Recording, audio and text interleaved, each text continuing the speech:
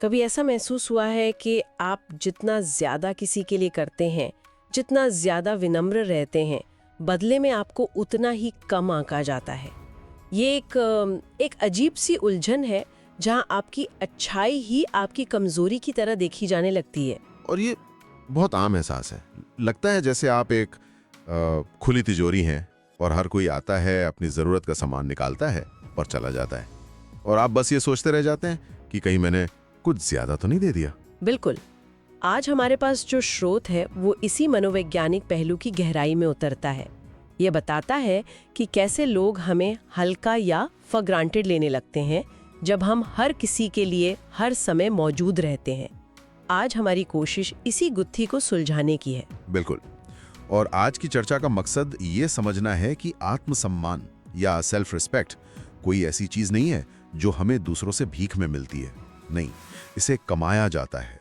और इसे कमाने का तरीका है अपनी हदें तय करना, अपनी ऊर्जा को कीमती समझना और अपनी मौजूदगी को एक तोहफे की तरह देखना, ना कि एक मुफ्त सेवा की तरह। तो चलिए इस स्रोत के जरिए इस पूरी सोच को परत दर परत समझते हैं। तो चलिए इसे खोलते हैं। स्रोत की शुरुआत एक बहुत ही दमदार लाइन से होती है। जिस दिन तुमने लोगों को खुश करने की आदत छोड़ दी, उसी दिन तुमने अपने भीतर की शक्ति को छूना शुरू कर दिया। मनोविज्ञान में इसे पीपल प्लीजिंग कहते हैं, है ना? मतलब हर किसी को हाँ कहने की आदत। हाँ, और यहाँ एक बहुत दिलचस्प फर्क बताया गया है। दुनिया दयालु लोगों को नहीं, बल्कि असुरक्षित लोगों को खाती है। जब आप बिना सोचे समझे हर किसी की मदद के लिए दौड़ पड़ते हैं, तो सामने वाले को आपकी दयालुता नहीं, आपकी असुरक्षा दिखती है। उन्हें लगता है कि आप शायद ना कहने से डरते हैं। और आपकी हाँ पहले तो आपकी आदत होती है, लेकिन धीरे धीरे वो दूसरों का अधिकार बन जाती है। आप एक खुले दरवाजे की तरह हो जाते हैं जहां कोई भी कभी भी आ जा सकता है। या यूं कहिए कि आप एक पब्लिक पार्क की बेंच बन जाते हैं जहां कोई भी आकर बैठता है, अपना लंच खाता है और कचरा छोड़कर चला जाता है। वाह, ये पब्लिक पार्क की बेंच वाली बात तो सीधी दिल पर लगती है। स्रोत में इसके कुछ और उदाहरण भी दिए गए हैं। जैसे कोई आपको चोट पहुंचाता है तो आप फौरन माफ कर देते हैं। कोई आपको नज़रअंदाज करता है तो आप उनसे जुड़ने की और कोशिश करते हैं। धीरे धीरे आप खुद को ये यकीन दिलाने लगते हैं कि शायद आप इतने के ही लायक हैं। और यहीं पर इंसानी मनोविज्ञान काम करता है। ये कड़वा सच है कि जो चीज़ बहुत आसानी से और हमेशा मिलती है, उसकी कीमत घट जाती है, चाहे वो कोई चीज़ हो या इंसान। लेखक का असली मुद्दा ये है कि दुनिया उस इंसान की ओर खींचती है जिसके अंदर एक ठहराव हो, जिसकी मौजूदगी कम लेकिन दमदार हो, और जिसकी खामोशी अपने आप में एक जवाब हो। लेकिन यहाँ एक सवाल मेरे दिमाग में आ रहा है। अगर कोई हमेशा मदद के लिए तैयार रहता है तो उसे एक अच्छा और भरोसेमंद इंसान भी तो माना जाता है। तो फिर इस अच्छे गुण और हल्के में लिए जाने के बीच की पतली सी लाइन कहाँ है? स्रोत इस पर कुछ कहता है। बहुत अच्छा सवाल है। वो लाइन है चयन या चॉइस। जब आप सोच समझकर अपनी क्षमता और अपनी शांति को ध्यान में रखकर किसी की मदद करते हैं तो वो दयालुता है। लेकिन जब आप इस डर से मदद करते हैं कि अगर मना कर दिया तो सामने वाला नाराज हो जाएगा या आपको पसंद नहीं करेगा, तो वो असुरक्षा है। स्रोत यही कहता है कि जिस दिन आप समझाने की कोशिश छोड़कर चुपचाप पीछे हटते हैं, उसी दिन लोगों को आपकी गैर मौजूदगी का एहसास होना शुरू होता है। अच्छा, तो यहाँ से कहानी में एक मोड़ आता है। एक ऐसा पल जब इंसान को अपनी थकान का एहसास होता है। और ये सिर्फ शरीर की थकावट नहीं है, जैसा कि स्रोत में लिखा है, ये आत्मा की थकावट है। हाँ, आत्मा की थकावट, ये बहुत गहरा शब्द है। ये वो एहसास है जब आपका किसी से बात करने का भी मन नहीं करता, क्योंकि आपको लगता है कि अब और देने की हिम्मत ही नहीं बची। आपको अचानक महसूस होता है कि आपने दूसरों के लिए अपनी नींद, अपनी शांति, अपना काम, सब कुछ दांव पर लगा दिया, लेकिन पलटकर किसी ने ये तक नहीं पूछा कि तुम ठीक हो, तुम्हें क्या चाहिए। और सबसे चौंकाने वाली बात ये है, जैसा कि स्रोत बताता है, कि ये सवाल उस इंसान ने खुद से भी कभी नहीं पूछा। उसे लगता था कि बस देते रहना ही प्यार है, देते रहना ही उसकी पहचान है। सही कहा। और धीरे धीरे ये देना उसकी आदत नहीं, बल्कि उसकी कैद बन गया। एक ऐसा पिंजरा जिसे उसने खुद अपनी अच्छाई की तीलियों से बनाया था। इसके पीछे का सबसे बड़ा डर, जिस पे पूरा खेल टिका है, वो ये है कि अगर मैंने मना कर दिया तो लोग मुझे छोड़कर चले जाएंगे। और दुनिया इसी डर का फायदा उठाती है। ठीक है, तो ये एक तरह की कैद है जहां इंसान अपनी ही अच्छाई में फंस जाता है। ये तो समझ आ गया। पर सवाल यह है कि इस जाल से कोई बाहर कैसे निकले? क्या स्रोत कोई पहला कदम बताता है? हाँ, और वो पहला कदम बहुत साफ है, सीमाएं बनाना, यानी अपनी हदें तय करना। स्रोत एक बहुत कठोर लेकिन सच्ची बात कहता है कि तुम्हें तोड़ने वाला दूसरों का व्यवहार नहीं था, बल्कि तुम्हारी अपनी बिना सोचे समझे की गई मेहरबानी थी।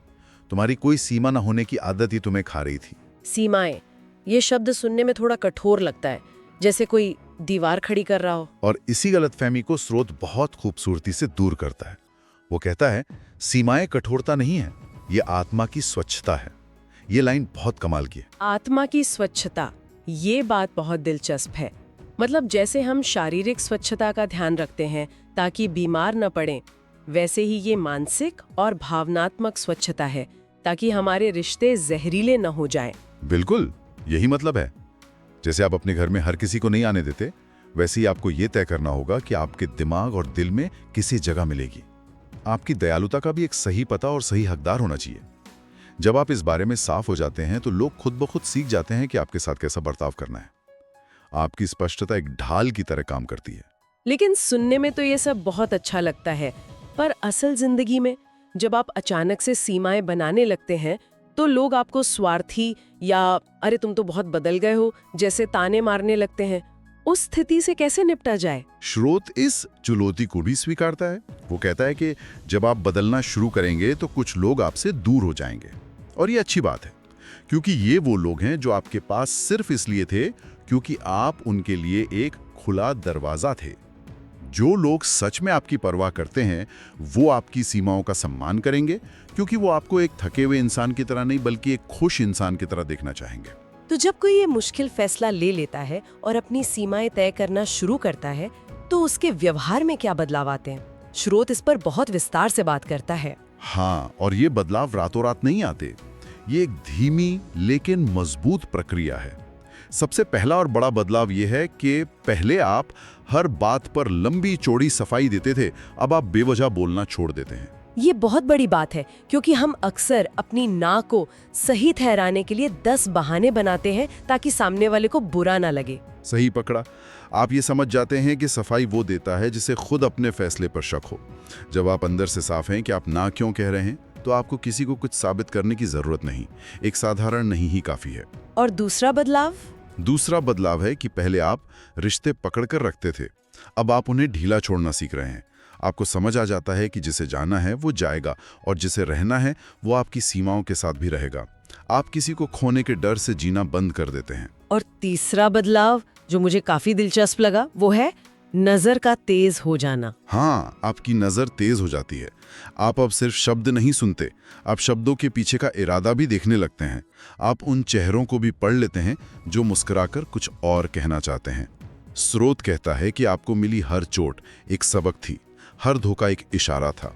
आपने ये सीख लिया है कि अपनी आत्मा की चाबी हर किसी के हाथ में नहीं देनी चाहिए। और चौथा, जो मुझे सबसे शक्तिशाली लगा, वो है कि आपकी खामोशी अब खाली नहीं बल्कि भारी हो गई है। इसका क्या मतलब है? इसका मतलब है कि अब आप हर बहस में नहीं कूदते। आप कम बोलते हैं, लेकिन जब बोलते हैं तो आपके शब्दों में वजन होता है। आप कम मिलते हैं, पर जब मिलते हैं तो लोग आपको याद रखते हैं। आपका मूल्य इस बात से तय नहीं होता कि आप कितने व्यस्त हैं, बल्कि इस बात से तय होता है कि आप अपना समय और ऊर्जा किसे देने के लिए चुनते हैं। इसी से जुड़ी स्रोत में एक लाइन है, कुछ कहेंगे तुम बदल गए हो, पर सच ये है कि तुम लौट आए हो। ये सुनने में बहुत गहरा लगता है। इसका मतलब है कि आप अपने असली स्वभाव में वापस आ रहे हैं। वो स्वभाव जो दुनिया की उम्मीदों के बोझ तले दब गया था। आप अब वो इंसान नहीं रहे जो हर आवाज पर हाजिर हो जाए या अपनी कीमत जानने के लिए दूसरों की तारीफ का इंतजार करे। अब आपका सबसे बड़ा डर लोगों को खोना नहीं है, बल्कि इस प्रक्रिया में फिर से खुद को खो देना है।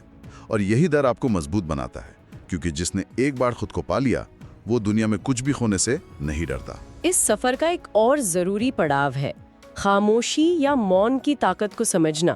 पहले जिसे हम हार मान लेते थे, अब उसे जीत की तरह देखा जा रहा है। हाँ, क्योंकि अब आप ये समझ चुके हैं कि जिसे आपको समझना है उसे आपकी सफाई की जरूरत नहीं, और जिसे नहीं समझना है वो किसी भी सफाई से मानेगा नहीं।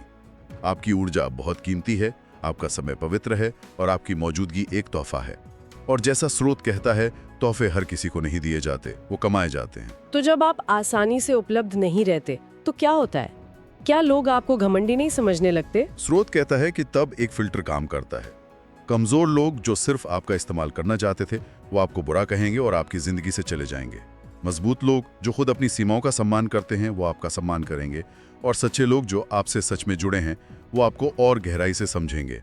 आपकी दूरी एक तरह की छन्नी बन जाती है जो सिर्फ असली रिश्तों को ही बाकी रहने देती है। मतलब आप अब उन कमरों में नहीं बैठती जहां आपको सिर्फ बर्दाश्त किया जाता है, इज्जत नहीं दी जाती। बिल्कुल, आप उन लोगों के साथ नहीं रहते जो आपको सिर्फ तब याद करते हैं जब उन्हें किसी सहारे की जरूरत होती है।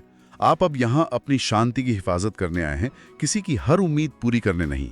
तो अंत में इंसान किस मुकाम पर पहुंचता है? क्या वो कठोर या पत्थर दिल बन जाता है? नहीं, कठोर नहीं, बल्कि पूरा। वो उस अवस्था में पहुंचता है जहां उसकी मन की शांति किसी और के हाथ में नहीं होती। वो अकेला होकर भी खोया हुआ महसूस नहीं करता, बल्कि अपने आप में संपूर्ण महसूस करता है। स्रोत के मुताबिक अकेलापन कोई सजा नहीं, बल्कि वो जमीन है जहां इंसान की जड़ें मजबूत होती हैं। और एक बहुत ही शक्तिशाली विचार है कि सबसे खतरनाक इंसान वो होता है जिसे अब किसी को कुछ साबित करने की जरूरत नहीं होती। आप वही बन रहे होते हैं। स्रोत में धीमी गति के बारे में भी एक बात कही गई है। तुम्हारी धीमी गति अब तुम्हारी ताकत बन गई है, क्योंकि ये धीमे चलना नहीं है, ये चयन करना है कि किसके लिए रुकना है और किससे दूरी बनाना तुम्हारी सुरक्षा है। ये विचार बहुत गहरा है। हाँ, क्योंकि अब आपके फैसले भावनाओं की बाढ़ में नहीं बल्कि सोच समझ कर लिए जाते हैं। आप जल्दबाजी में कोई जवाब नहीं देते, जल्दबाजी में किसी पर भरोसा नहीं करते।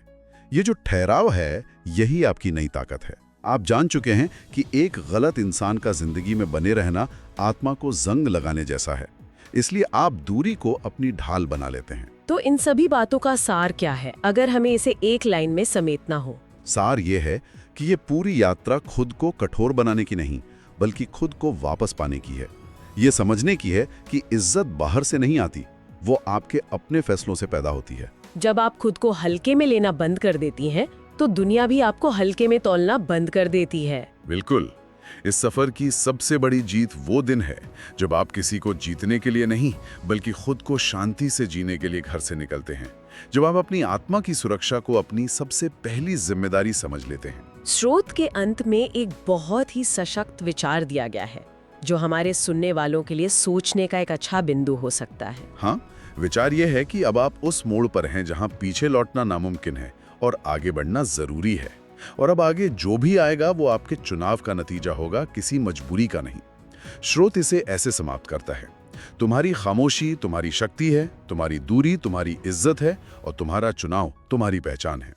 तो सोचने वाली बात यह है कि आज ऐसा कौन सा एक छोटा सा चुनाव किया जा सकता है जो इस नई यात्रा की शुरुआत करे। शायद किसी फोन कॉल को नजरअंदाज करना, या किसी ऐसी चीज के लिए ना कहना जो आपका मन नहीं कर रहा। शुरुआत शायद इतनी ही छोटी हो,